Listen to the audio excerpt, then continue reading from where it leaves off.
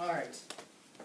I am the affirmative, and my position is capital punishment should be used in all first-degree cases. So, how many of you have heard of the Boston Marathon bombing? Okay, I hope everybody's raising their hand. Okay, so the two men who committed the crime, one of them got shot, which was unfortunate for him. But there were 4 people killed, and like we saw on CNN Student News this morning, lots of people were injured and lost limbs. So the guy that didn't get shot to death, once he heals, if he's not executed, he will get to live in jail for free. He gets security for free. He gets food for free. He gets rooming for free. He gets to use the bathroom for free. He gets to exercise on campus.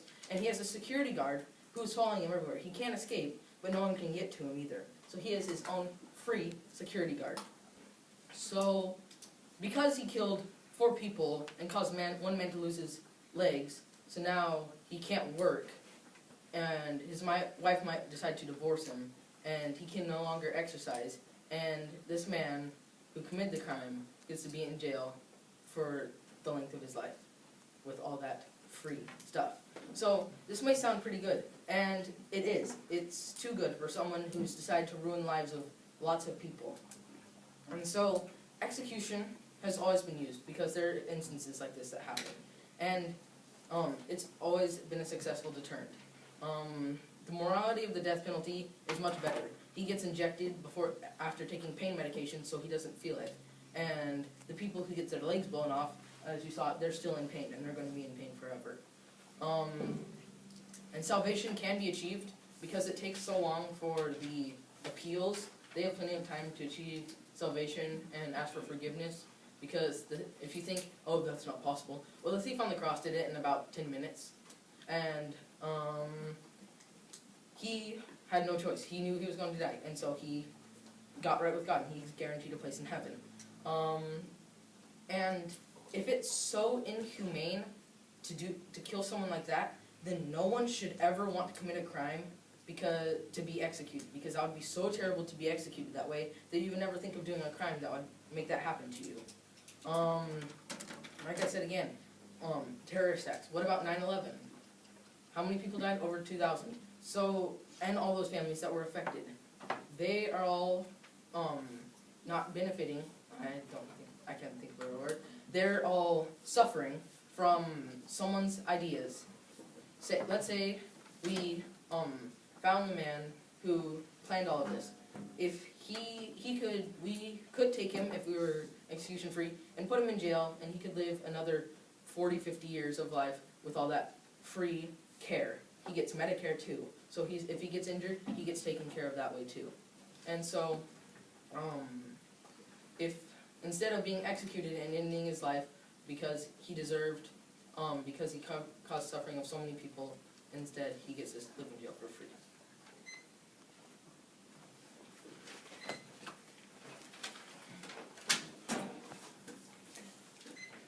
I think we shouldn't kill someone for first-degree murder because the cost of executing someone is more than the death penalty. Well, is more. The death penalty costs the trial of the death penalty to kill them. It's 48% more than the average cost of the imprisonment trial. The cost of the death penalty is $100 million.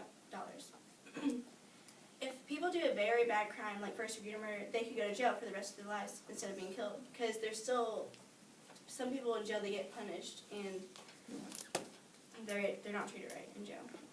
And everybody should be able to say their own story, because Carlos Dinlana, for example, he was accused for stabbing a man to death, but in 1989 he was killed by the death penalty, but then years later he was found not guilty, but he was killed for being accused of murder, first-degree murder. Since we killed or murdered Bin Laden, shouldn't we kill the man who killed Bin Laden because they were behind the first-degree murder?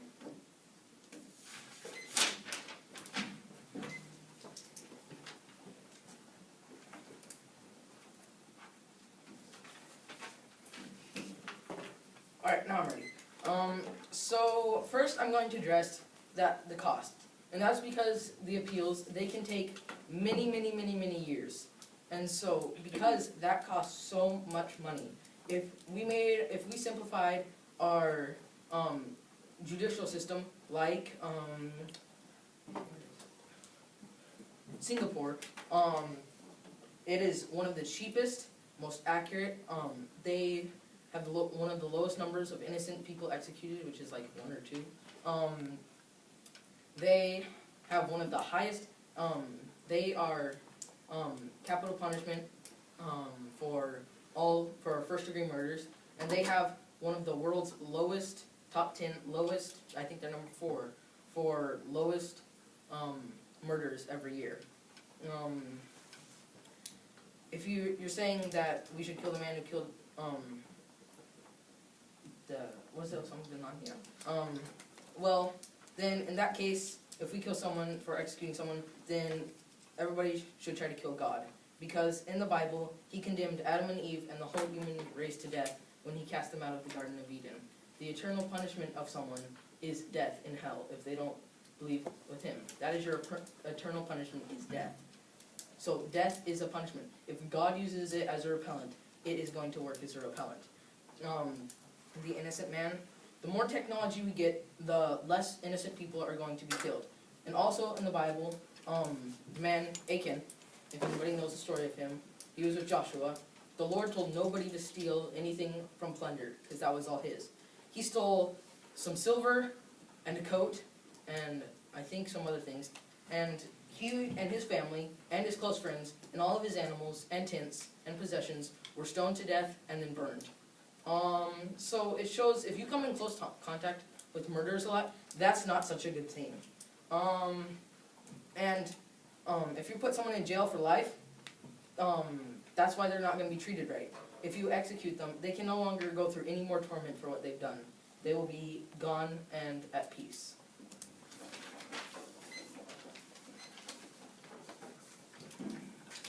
Okay. You said that they're going to be at peace whenever they're dead, but people don't, God says not to kill in the Ten Commandments, and people rather would not want to be dead than to be punished, because it's like saying, I'll be dead instead of living. Yeah. So, there you go. That makes sense.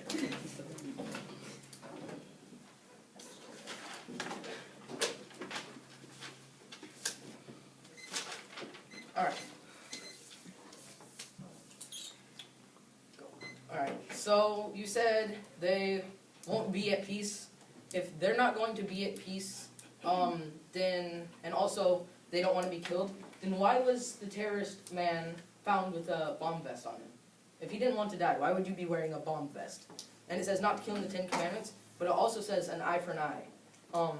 And God also burned 2 cities because there were gay people in it that were sexually abusing each other. If you know what Sodom and Gomorrah is. So God takes it very seriously, and He does see death as the ultimate punishment. If you get salvation, it's not the end. But He does still use death as the ultimate punishment. You don't burn in hell forever. You burn until you die. And when you die, you're done. And in the Ten Commandments, it also says not to murder. So why did that person murder? And also, just remember, the person in Boston, if he's not executed, he's living in jail for free.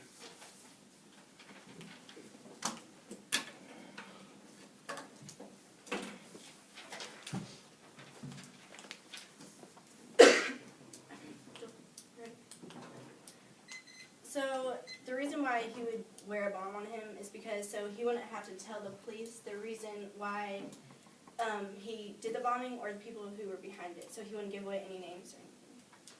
And God says in Matthew 5:38, you've heard that it was said, an eye for an eye and a tooth for a tooth.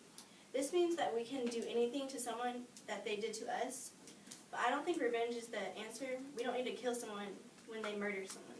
So it's basically that we're murdering them whenever they are to murder someone. We can punish them, but I don't think death should ever be the answer.